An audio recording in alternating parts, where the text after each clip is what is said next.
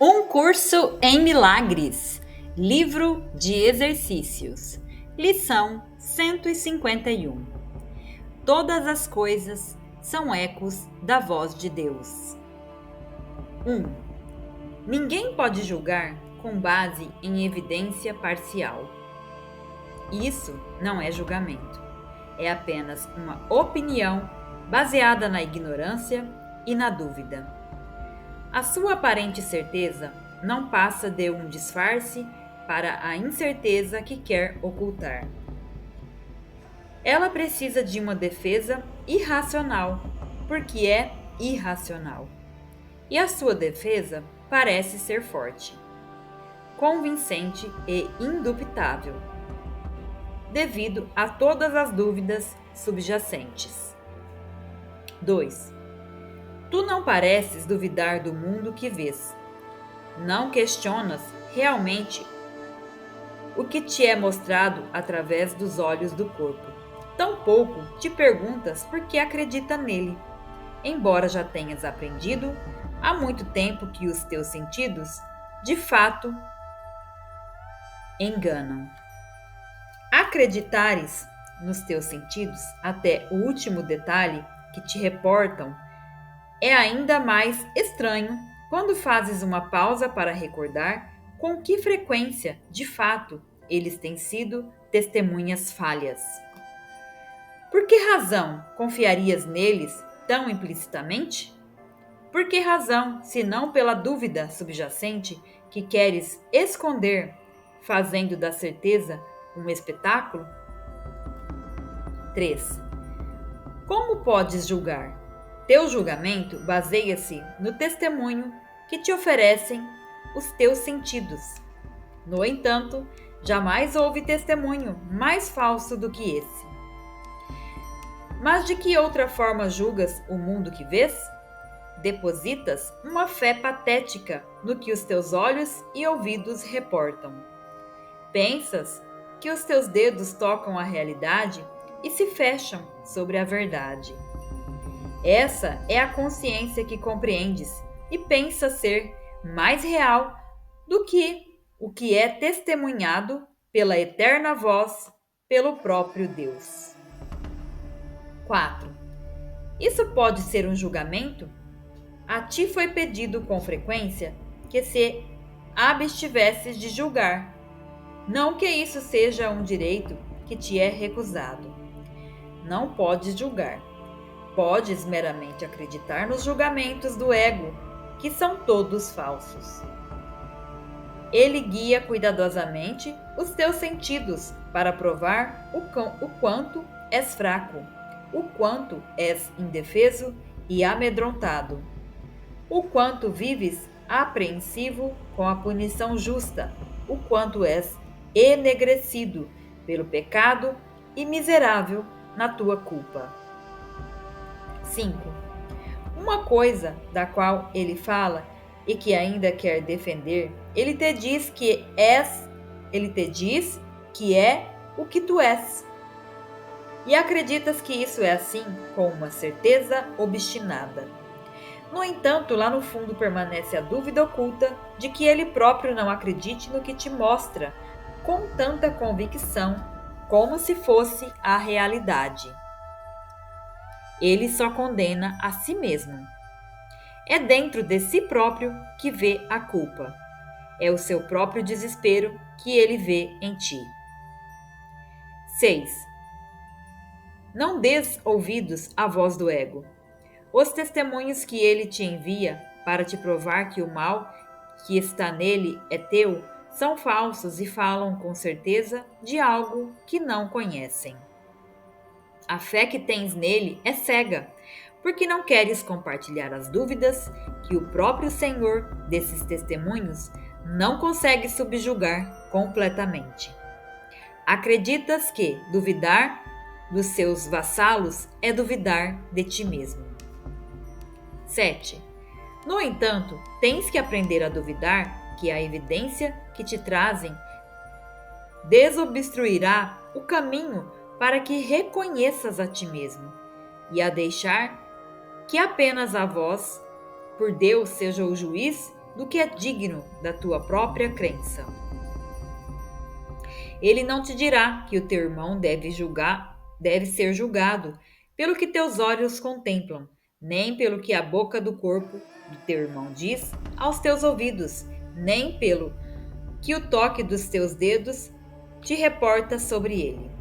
Ele ignora esses vãos testemunhos que apenas dão falso testemunho do Filho de Deus. Ele só reconhece o que Deus ama e a santa luz do que ele vê. Todos os sonhos do ego sobre o que tu és se desvanecem diante do esplendor que ele contempla. 8.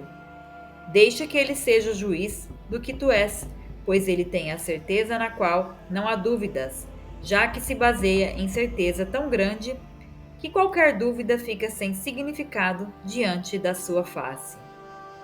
Cristo não pode duvidar de si mesmo.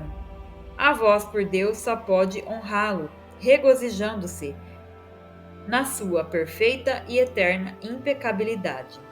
Aquele que ele julgou só pode rir da culpa, agora sem vontade de brincar com os brinquedos do pecado, ignorando as testemunhas do corpo diante do êxtase da santa face de Cristo. 9. É assim que ele te julga. Ou melhor, 9. E assim ele te julga. Aceita o seu verbo quanto ao que tu és, pois ele dá testemunho da tua bela criação e da mente cujo pensamento criou a tua realidade. O que pode o corpo significar para aquele que conhece a glória do Pai e do Filho? Que sussurros do ego pode ele ouvir? O que poderia convencê-lo de que os teus pecados são reais? Deixa que ele também seja o juiz de tudo o que parece te acontecer nesse mundo. As suas lições te permitirão construir uma ponte sobre a brecha entre as ilusões e a verdade. 10. Ele removerá toda a fé que tens depositado na dor, no desastre, no sofrimento e na perda. Ele te dá a visão que pode olhar para o que está além dessas sombrias aparências e contemplar a gentil face de Cristo em todas elas. Não mais duvidarás de que só o bem pode vir a ti, que és amado por Deus, pois ele julgará todos os acontecimentos e te ensinará a lição única que todos contêm. 11. Ele selecionará os elementos que representam a verdade e ignorará todos os aspectos que refletem apenas sonhos vãos. Ele te reinterpretará tudo o que vês. E ele te reinterpretará tudo o que vês. Todas as ocorrências, cada circunstância e cada acontecimento que parece te tocar de algum modo a partir do seu referencial único, totalmente unificado e seguro. E verás o amor além do ódio, a constância na mudança, a pureza no pecado e apenas a bênção do céu sobre o mundo. 12. Tal é a tua ressurreição, pois a tua vida não faz parte de coisa alguma que vês. Ele está além do corpo e do mundo, depois de todo testemunho do profano, no interior daquele que é santo, tão santo quanto ele mesmo. Em todos e em tudo, a sua voz não quer te falar de nada, exceto do seu ser e do teu Criador, que é um com ele. E assim verás a santa face de Cristo em tudo. E em tudo não ouvirás som algum, exceto o eco da voz de Deus. 13. Hoje praticamos sem palavras, com exceção do início do tempo que passamos com Deus. Introduzimos esses momentos apenas com uma única e lenta repetição do pensamento com o qual o dia começa. E então observamos os nossos pensamentos apelando silenciosamente para aquele que neles vê os elementos da verdade. Deixa-o avaliar cada pensamento que te vem à mente, retirar os elementos de sonho e devolvê-los outra vez como ideias limpas que não contradizem a vontade de Deus. 14. Dá-lhe os teus pensamentos e ele os devolverá como milagres que proclamam alegremente a integridade e a felicidade que é a vontade de Deus para o seu Filho, como prova do seu eterno amor. E, à medida que cada pensamento é assim transformado, assume o poder curativo da mente que nele viu a verdade e não se deixou enganar pelo que lhe foi falsamente acrescentado. Todos os fios da fantasia se foram, e o que permanece é unificado num pensamento perfeito que oferece a sua perfeição em toda parte. 15. Passa 15 minutos assim ao acordar e dá mais 15 minutos com alegria antes de ires dormir. O teu ministério começa à medida que todos os teus pensamentos são purificados, e assim te é ensinado a ensinar ao Filho de Deus a santa lição da sua santidade. Ninguém pode falhar em escutar, quando ouves a voz de Deus, honrar o Filho de Deus, e todos compartilharão contigo os pensamentos que ele retraduziu na tua mente. 16.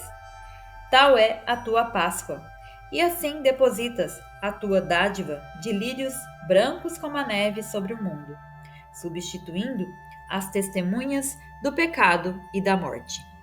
Através da sua transfiguração, o mundo é redimido e alegremente se libera da culpa. Agora erguemos as nossas mentes ressuscitadas em contentamento e gratidão para com aquele que restaurou a nossa sanidade para nós. 17. E a cada hora nos lembraremos daquele que é a salvação e liberação. E, ao darmos graças, o mundo une-se a nós e aceita com alegria os nossos santos pensamentos que o céu corrigiu e purificou. Agora, enfim, começou o nosso ministério para levar pelo mundo a feliz notícia de que a verdade não tem ilusões e de que a paz de Deus, através de nós, pertence a todos.